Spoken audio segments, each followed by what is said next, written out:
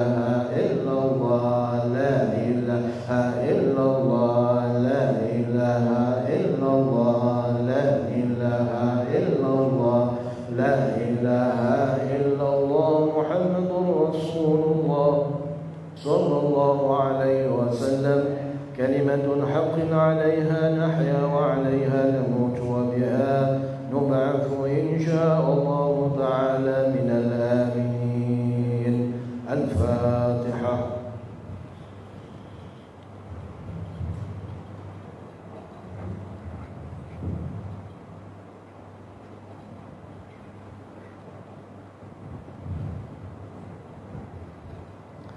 إن الحمد لله نحمده ونستعينه ونستغفره ونعوذ بالله من شرور أنفسنا ومن سيئات أعمالنا. من يهده الله فلا مضل له ومن يضلل فلا هادي له. أشهد أن لا إله إلا الله وأشهد أن محمدا رسول الله.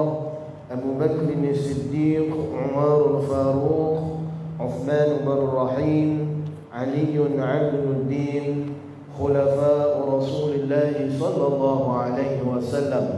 اللهم صل على سيدنا محمد النبي الأمي وعلى آله وصحبه وسلم عدد ما علمت وزينة ما علمت وملء ما علمت. رب اشرح لي صدري ويسر لي أمري واحلل عقدة من لساني يفقهوا قولي. رب أعوذ بك من همزات الشياطين وأعوذ بك رب أن يحضرون. ولا حول ولا قوة إلا بالله العلي العظيم. لا إله إلا أنت سبحانك إني كنت من الظالمين. أما بعد.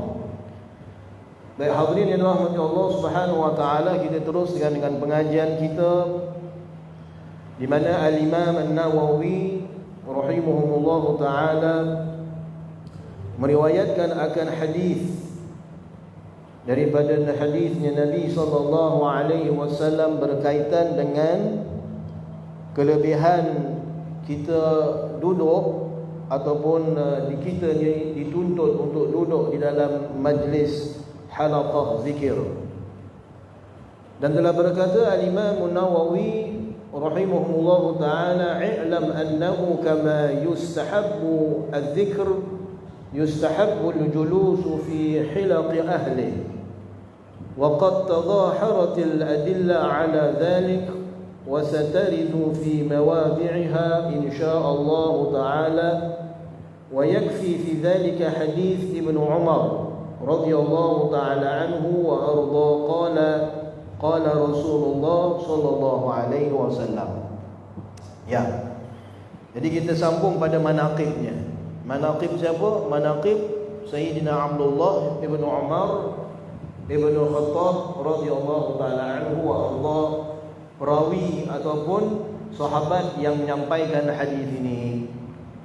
Yang mana kita sedang baca daripada kitab Al-Imam An-Nawawi. Baik, Sayyidina Abdullah bin Umar, minggu lepas kita sudah sebutkan beliau salah seorang daripada sahabat Nabi yang agung, merupakan salah satu daripada sahabat Nabi yang rapat daripada kepada baginda.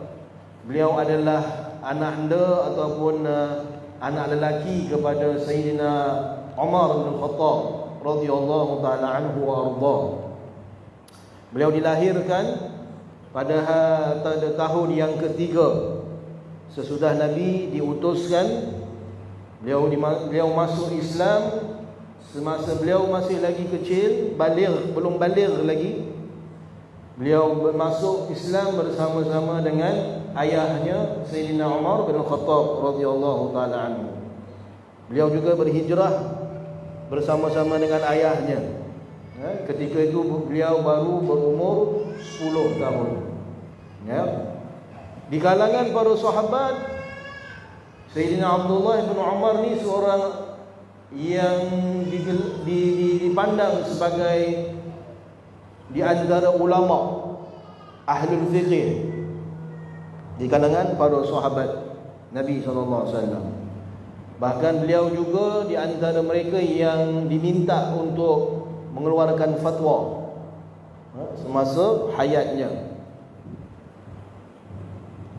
Di dalam beberapa riwayat daripada keterangan dirinya, beliau telah melaksanakan ibadah haji selama 60 kali dan juga ibadah umrah 1000 kali. Cuba kita lihat, itu di antara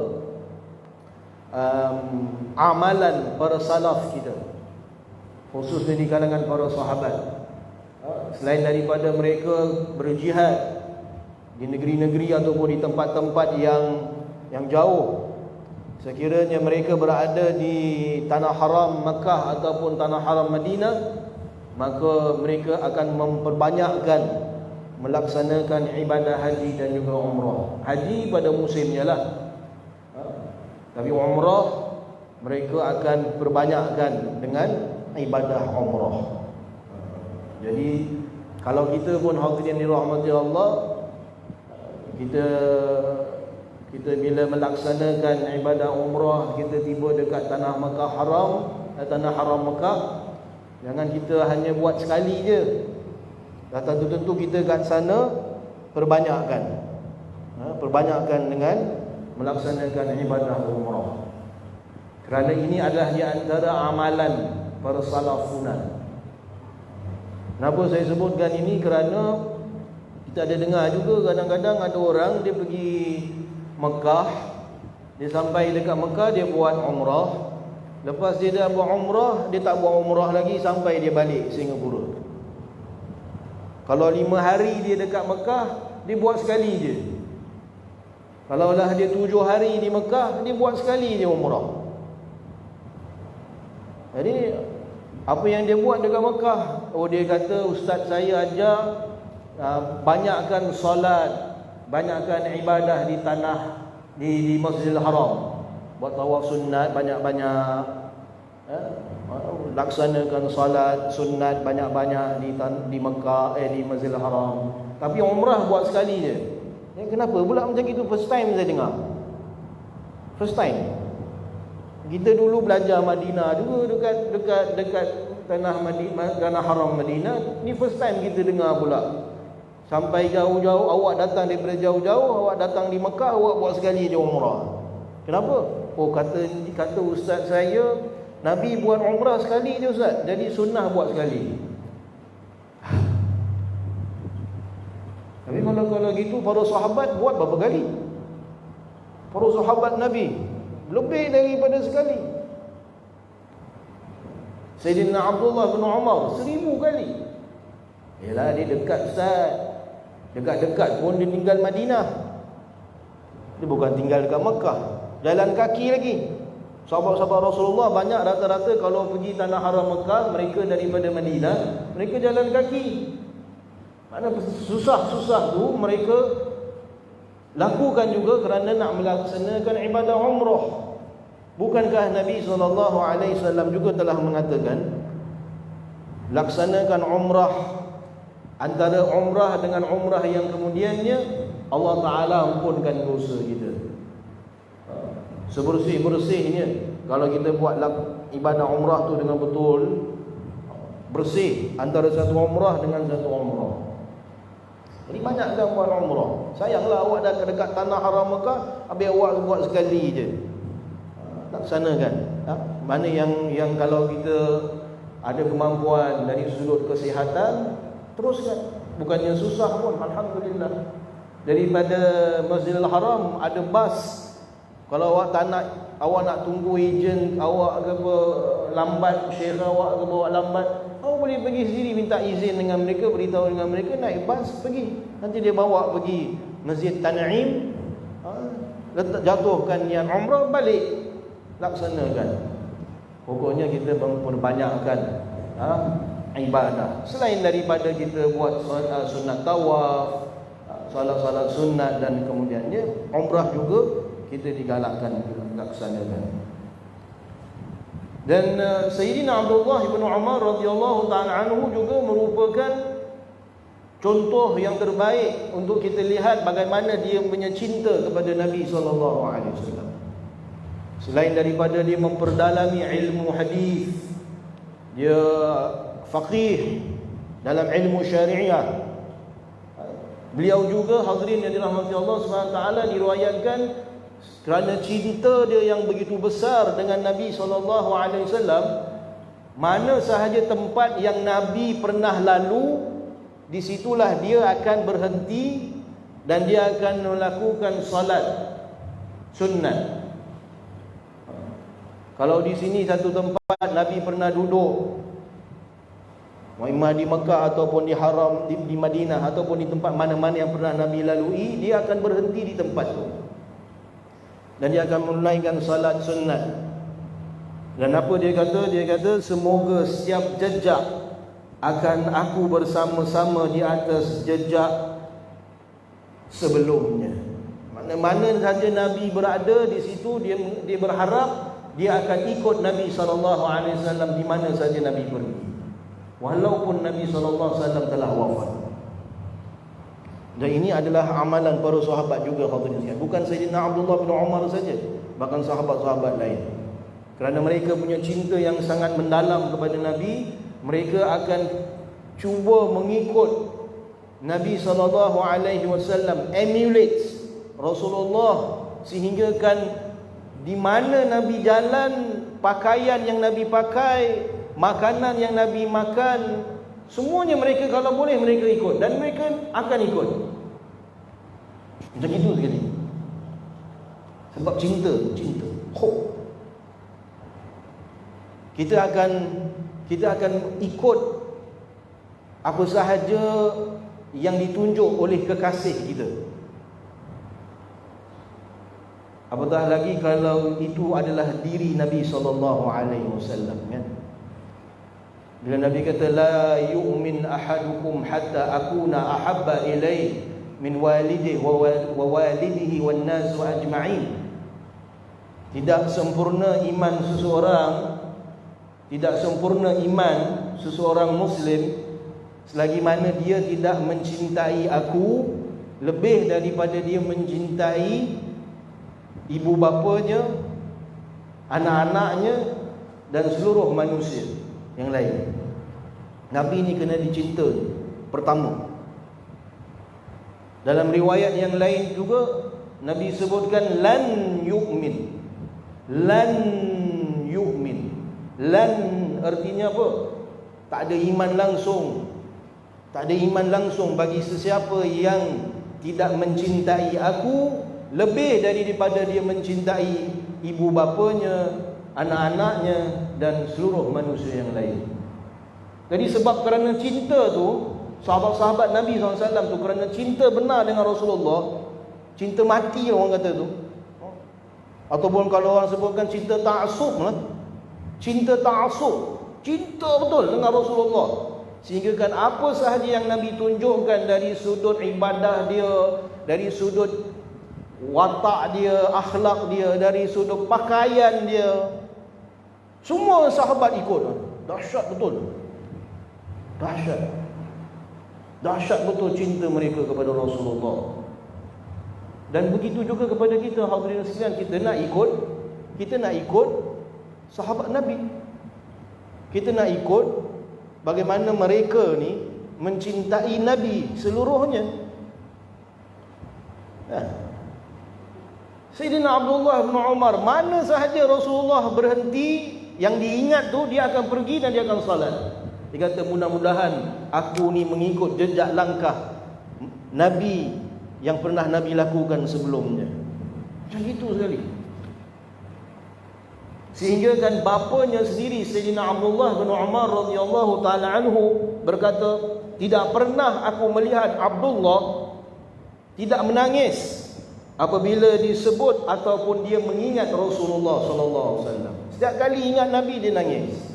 Sayyidina Abdullah bin Umar. Setiap kali ingat Nabi, setiap kali dengar nama Nabi sallallahu alaihi wasallam dia menangis, tuan-tuan. Subhanallah. Pure love. Kita dengan orang yang kita kata kita cinta pun kita tak macam gini, tuan-tuan. Kita tak macam gini. Mungkin nangis 2-3 hari lepas tu gembira balik, Tapi tak begitu. Sahabat Rasulullah cinta pada Rasulullah SAW. Mudah-mudahan Allah Ta'ala letakkan sifat cinta yang sebegitu dalam diri kita. Mudah-mudahan. Sebab kita tiap-tiap hari, tiap-tiap kali kita salat, kita minta tu tau. Ihdinas siratal mustaqim, siratal ladzina an'amta alaihim. Ya Allah, berikanlah kami hidayah, petunjuk, jalan seperti mana yang telah Engkau berikan kepada orang-orang yang Engkau berikan nikmat ke atas diri mereka. Show us the way, the straight path, jalan yang lurus yang Engkau ya Allah telah berikan kepada orang-orang yang telah diberikan nikmat. Siapa tu? Para sahabat Rasulullah sallallahu alaihi wasallam. Kita nak ikut macam para sahabat Rasulullah. Macam mana sahabat Rasulullah cinta Nabi, macam itulah ya Allah Kau berikanlah. Walaupun kita ni tak pernah nampak Nabi, tapi jadikanlah dalam hati kita ni cinta matilah, cinta taksub dengan Rasulullah sallallahu alaihi wasallam. Pasal kalau kita tak cinta Nabi tuan-tuan, kalau kita ni tak ada niat dalam hati kita untuk cinta Rasulullah, kita akan cinta orang lain. Kita akan cinta dengan orang lain, yang mana cinta ni hanya pada Rasulullah sallallahu alaihi wasallam. Allah wa rasulih. Cinta ialah untuk Allah dan Rasul. Habis isteri Ustaz, isteri mawaddah. Mawaddah, rahmah. Mawaddah yakni tolak ansur, sayang, kasihan. Tapi cinta Rasulullah sallallahu alaihi wasallam tak sama ke Ustaz? Lain. Cinta lain, sayang lain. Cinta apa sahaja yang Rasulullah buat, kita tak perlu soalkan. Ikut ni Nabi, ya aku cuba ikut. Kalau aku tak mampu nak ikut, aku akan mengharap supaya aku dapat ikut satu hari nanti. Tapi dengan orang tua kita, dengan isteri kita, dengan suami kita, dengan anak-anak kita, belas, kasih, sayang, tolak ansur antara satu sama lain. Tapi kalau dia ajak kita kepada perkara yang dilarang oleh Rasulullah, kita tak boleh ikut. Kalau mak bapak kita, ya kita disuruh oleh Allah SWT muliakan mereka, khidmat kepada mereka. Bahkan mereka adalah kunci pintu syurga kita. Tapi kalau orang tua kita suruh kita jangan sembahyang, kita boleh taat. Oh, cinta aku dengan ibu dan bapa aku, pasal dia tak suruh aku sembahyang, aku tak sembahyang. Tak boleh gitu. Sembahyang macam mana pun mau kena buat. Beza cinta pada Rasulullah sallallahu alaihi wasallam. Tu Sayyidina Abdullah bin Umar. Dan juga Sayyidina Abdullah bin Umar radhiyallahu taala anhu telah meriwayatkan 1630 hadis daripada Nabi sallallahu alaihi wasallam. 1630 hadis. Dan di antaranya ialah yang kita akan baca dan belajar nanti. Beliau juga terkenal sebagai ahli zuhud. Sayyidina Abdullah bin Umar ni juga terkenal dengan sifat zuhudnya. Apa makna zuhud? Zuhud artinya ialah mengambil dunia tujuan untuk akhirah. Zuhud artinya mengambil dunia semata-mata untuk tujuan akhirah, bukan untuk tujuan dunia. Dunia yang diambil ini ialah tujuannya supaya dia dapat meraih keuntungan di hari akhirat. Makan, ini dunia. Manusia mesti mau makan, tak makan tak boleh hidup kan. Manusia 3 hari tak makan dia habis. Dia jatuh sakit dan kemudiannya boleh mati. Minum air, dunia juga. Tak minum air satu hari, habis, mati. Air tak minum satu hari, mati. 24 jam baru tak minum langsung, boleh mati. Tetapi kenapa kita makan dan kita minum? Tujuannya supaya untuk mendapat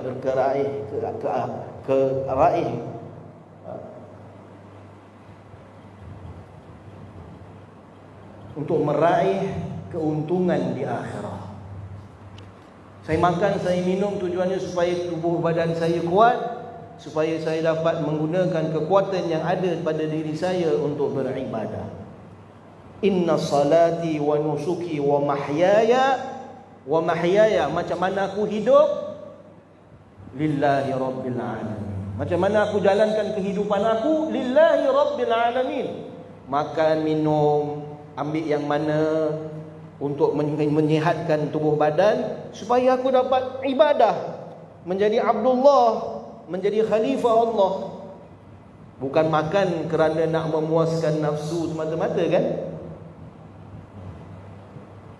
Dah kenyang pun makan lagi, contohnya. Dah makan, dah kenyang, makan lagi.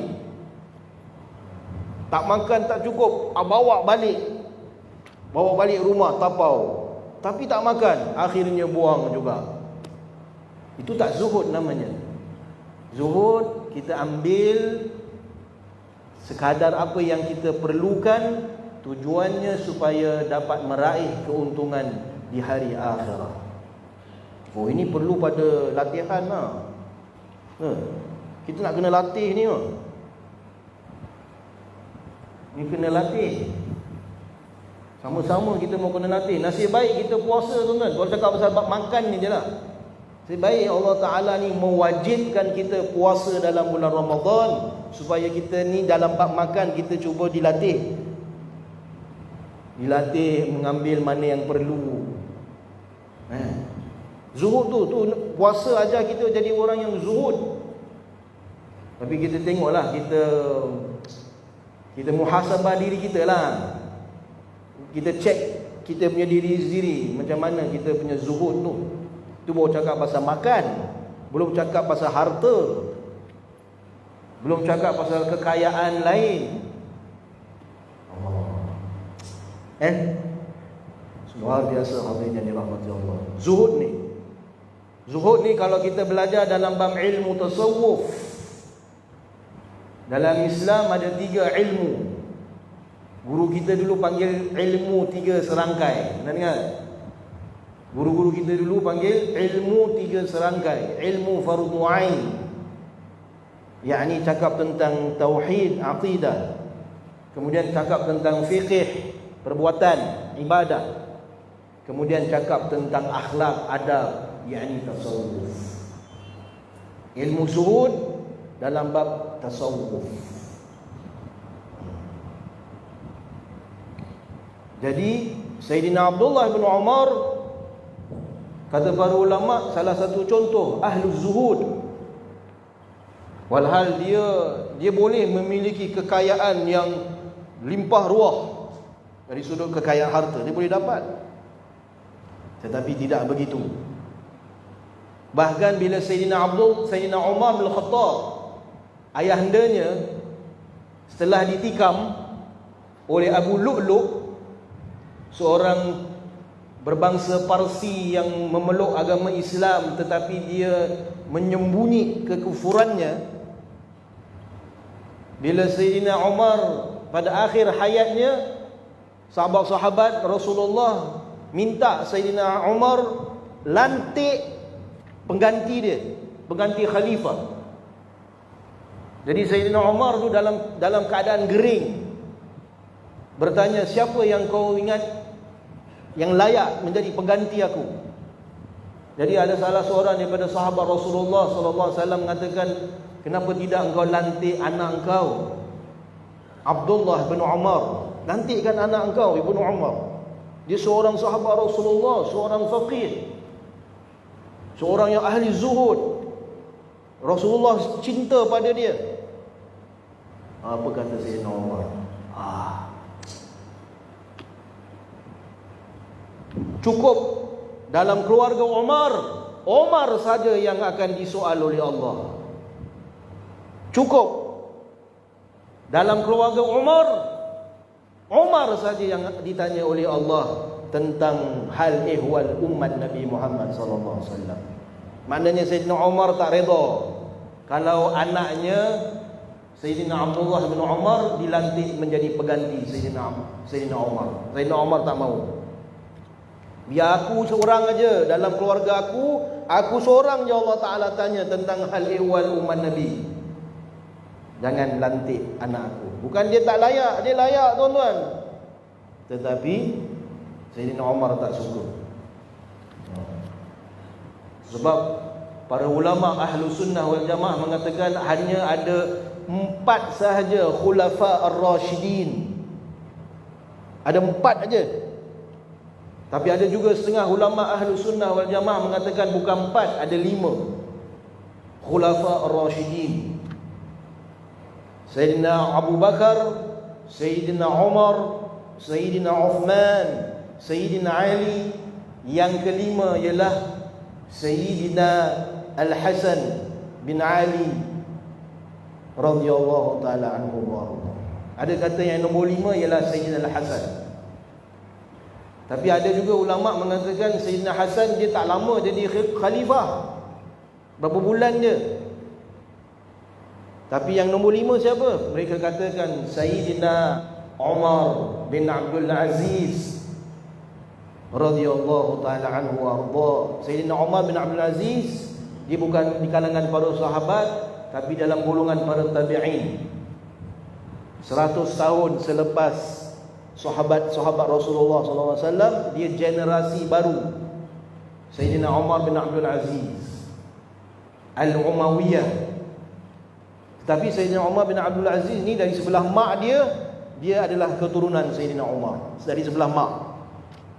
Sebelah bapa dia daripada keturunan Umayyah, yakni daripada kaum keluarga Sayyidina Uthman. Dia seorang je khalifah yang disebut sebagai khulafa ar-rasyidin.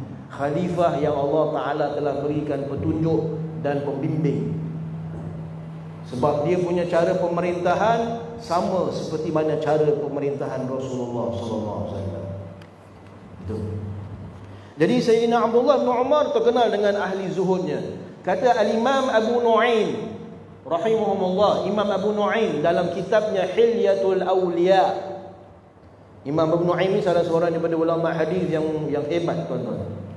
Kata Imam Abu Nu'aim, kalau kamu mahu melihat wahai kaum sufi, Imam Abu Nu'aim kata, kalau kamu wahai orang-orang sufi nak lihat contoh yang terbaik di kalangan orang-orang sufi, lihatlah kepada Sayyidina Abdullah bin Umar. Kerana Sayyidina Abdullah bin Umar adalah contoh bagi kaum sufi dalam kerahiban dia. Apa makna rahib? Arti rahib artinya orang yang kuat ibadah. Kerana Sayyidina Abdullah bin Umar ni tuan-tuan, dia punya salat malam, cara dia beribadah pada waktu malam ni lain daripada lain dengan sahabat-sahabat Nabi yang lain. Terkenal di kalangan para sahabat, Sayyidina Abdullah bin Umar kalau masuk waktu malam ni, waktu malam maghrib ni kan, malam bermulanya pada waktu maghrib. Dia dah selesai dengan maghribnya, dah selesai dengan isyaknya. Lepas solat isyaknya semua, solat sunat ba'diyah isyak dia dah selesai, dia akan tidur seperti tidurnya burung. Orang tanya, macam mana tu tidur burung?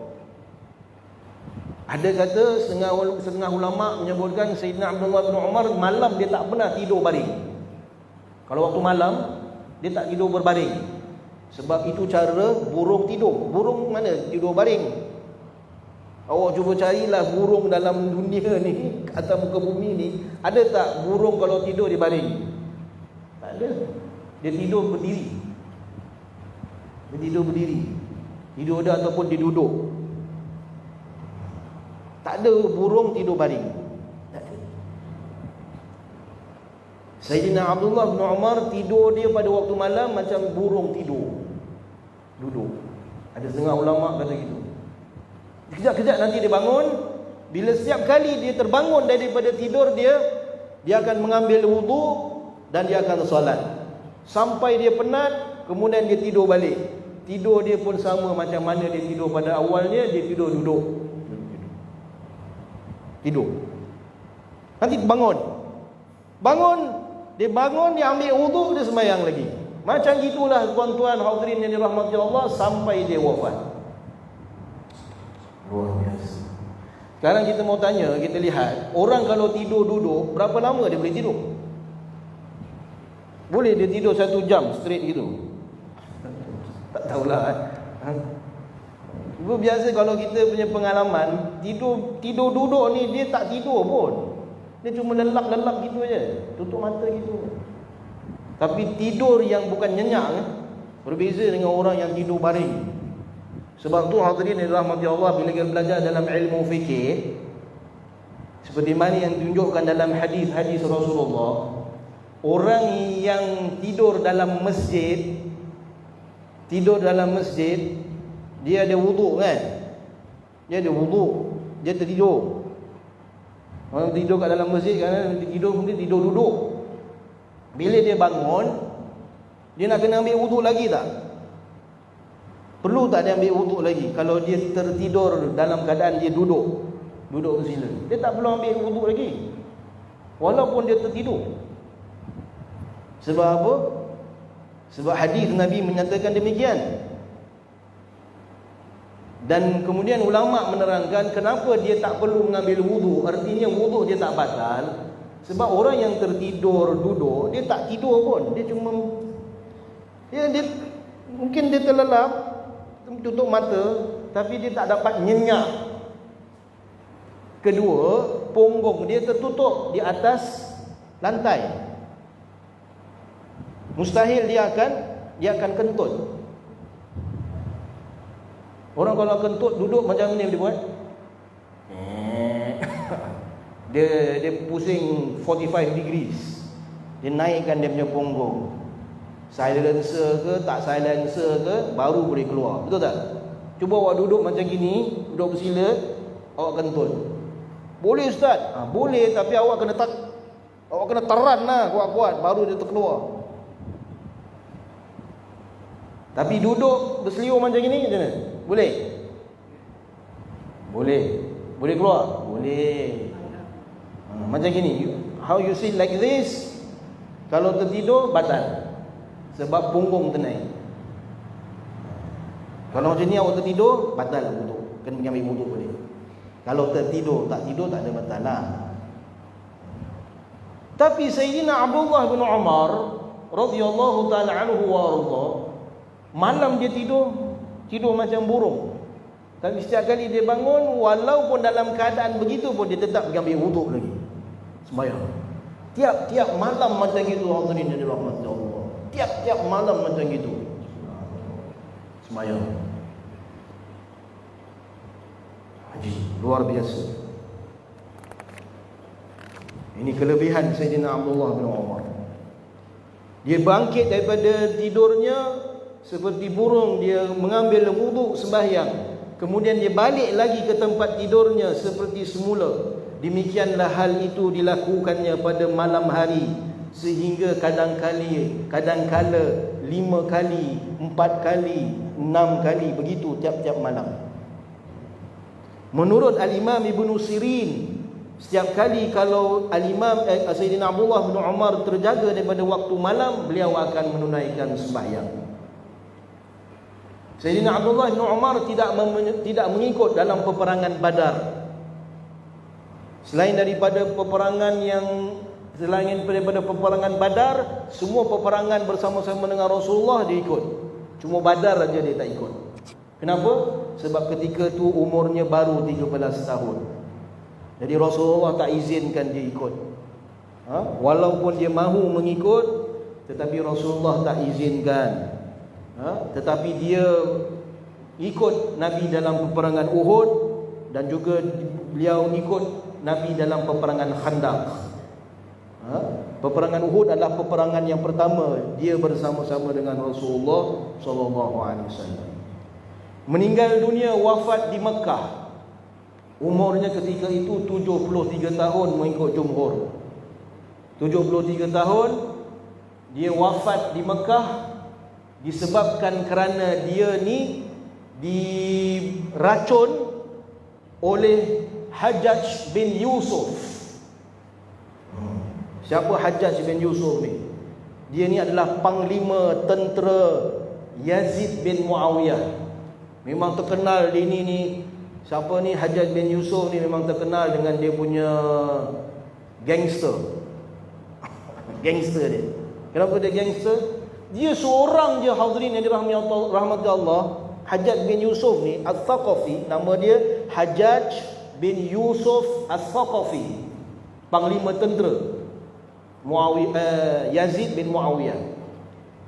Dia berani bunuh sahabat-sahabat Rasulullah SAW. Luar biasa dia ni punya gangsterism. Dan dialah orang Islam yang pertama,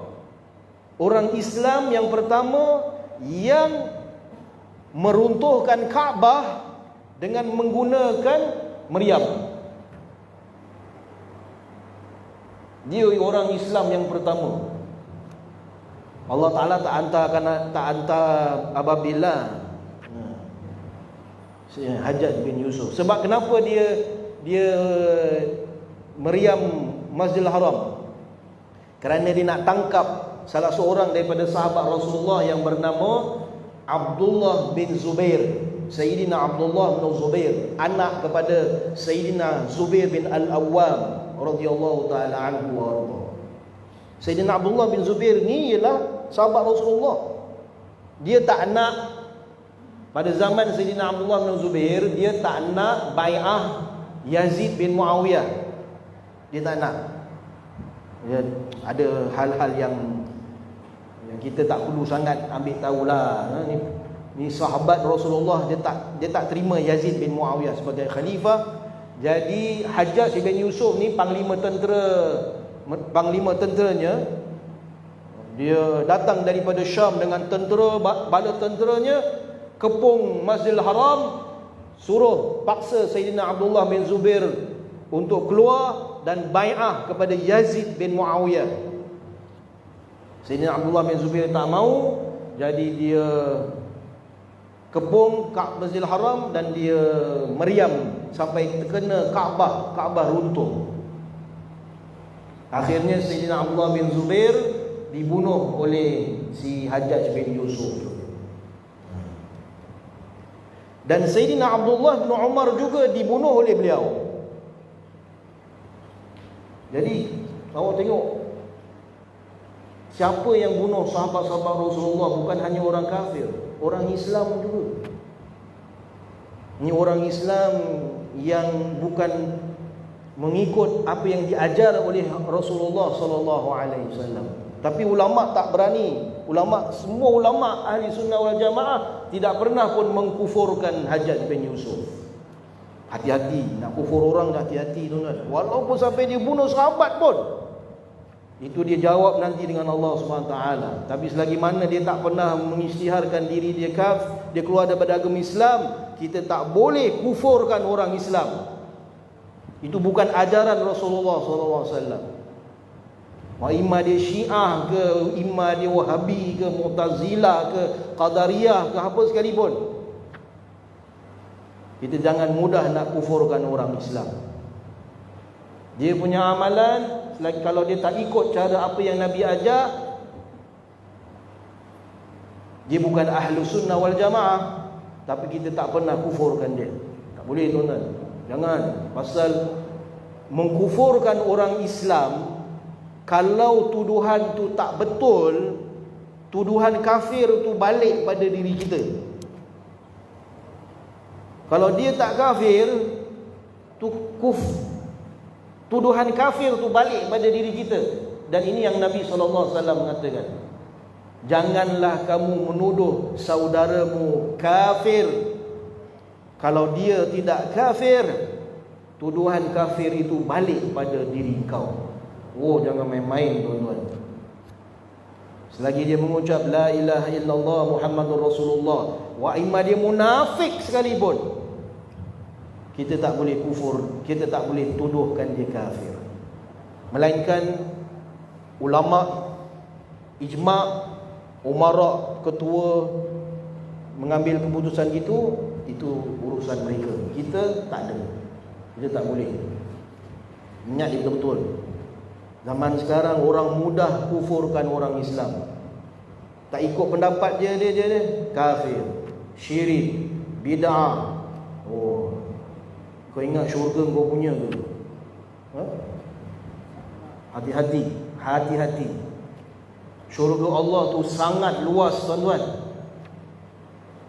Nabi SAW mengajak manusia kepada syurga, bukan mengajak manusia kepada neraka.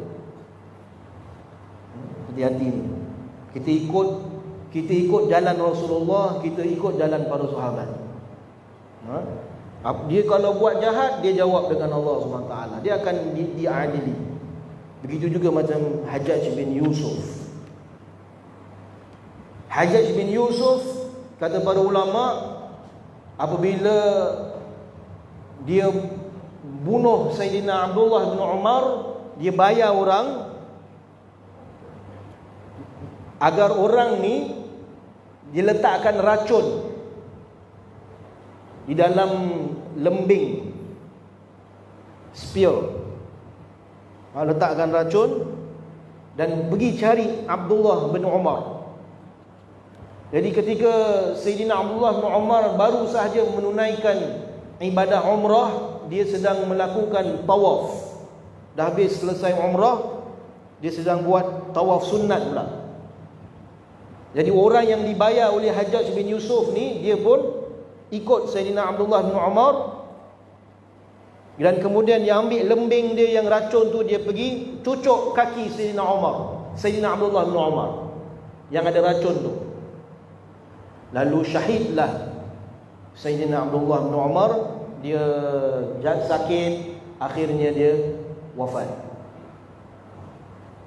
Hajjaj bin Yusuf ni, orang yang terakhir dia bunuh ialah Al-Imam Sa'id bin Musayyib, anak murid kepada ramai sahabat Rasulullah, seorang ulama tabi'in. Tu orang yang the last dibunuh, Sa'id bin Musayyib. Al-Imam Sa'id bin Musayyib rahimahullah ta'ala, radhiyallahu ta'ala anhu, seorang ulama tabi'in. Tu the last man dibunuh. Tuan-tuan, ini tu masyhur dalam kitab-kitab ulama, dalam kitab-kitab. Hajjaj bin Yusuf ni, dia bila bunuh Sayyidina Al-Imam Sa'id bin Musayyib, dia pancung kepala dia. Pancung. Bila dia pancung kepala Al-Imam Sa'id bin Musayyib, darah keluar tu. Darah tu mengucap kalimah tauhid, la ilaha illallah. Ini karamah Al-Imam Sa'id bin Musayyib, anak murid kepada beratusan sahabat Rasulullah SAW. Dia belajar dengan sahabat-sahabat Nabi. Semua guru-guru dia sahabat Rasulullah. Dia punya darah tu lonjat-lonjat mengucap la ilaha illallah, la ilaha illallah, la ilaha illallah. Dan Hajjaj bin Yusuf bila nampak darah Al-Imam Sa'id bin Musayyib menyebut la ilaha illallah, dia terus gila. Terus jadi gila. Itu dia punya balasan lah. Itu kira balasan Allah Ta'ala. Last sekali bila dia dah bunuh berapa ramai sahabat Rasulullah, anak murid Rasulullah pun dia bunuh, dia jadi gila sebab melihat darah tu melonjak-lonjak, kata la ilaha illallah. 3 hari dia gila, tuan-tuan. Kemudian terus dia baring, dia buka mata dia, Allah, mati. Mati sebab Allah pula. Ini gangster tapi sebut, bila last akhir hayat dia mati tu, dia sebut Allah, mati. Sebab tu ulama ahlu sunnah wal jamaah bila nak komen tentang Hajjaj bin Yusuf, orang tanya sama ulama, ini kafir ke bukan ni? Diam, tak berani. Sebab Hajjaj bin Yusuf akhir hayat dia sebut Allah. Lepas dia gila tu, gila 3 hari, Allah, mati. Ulama kata tak boleh, kau jangan kufurkan dia. Dia jahat macam mana pun, akhir hayat dia sebut Allah, kita tahu-tahu nasib dia. Dia buat, dia sendiri jawab lah. Tapi kita tak boleh hukumkan kafir kepada dia. Macam gitu tuan-tuan. Ni dah terang-terang gangster punya orang, bunuh sahabat Rasulullah. Baik, minggu depan kita nak tutup manaqib Sayyidina Abdullah bin Umar. Kita nak sebut tentang karamah dia. Karamah Sayyidina Abdullah bin Umar. Luar biasa karamah Sayyidina Abdullah bin Umar radhiyallahu ta'ala anhu. Kita akan sambung pada minggu hadapan. Mudah-mudahan Allah Subhanahu wa taala memberkati segala ilmu yang ada pada diri kita. Mudah-mudahan Allah Subhanahu wa taala berikan kepada kita kekuatan untuk kita mengamalkan segala ilmu-ilmu kita. Mudah-mudahan Allah Subhanahu wa taala selamatkan kita, ahli keluarga kita daripada siksa api neraka. Aqulu qawli hadza wa astaghfirullah li wa lakum wa lisa'il muslimina wal muslimat wal mu'minina wal mu'minat. Subhanakallahumma wa bihamdika nashhadu an la ilaha illa anta nastaghfiruka wa natubu ilaik. Wa sallallahu ala sayyidina Muhammadin wa ala alihi wa sahbihi ajma'in. Subhana rabbika rabbil izzati amma yasifun wa salamun alal mursalin walhamdulillahi rabbil alamin. Sekian, terima kasih. Assalamualaikum warahmatullahi wabarakatuh.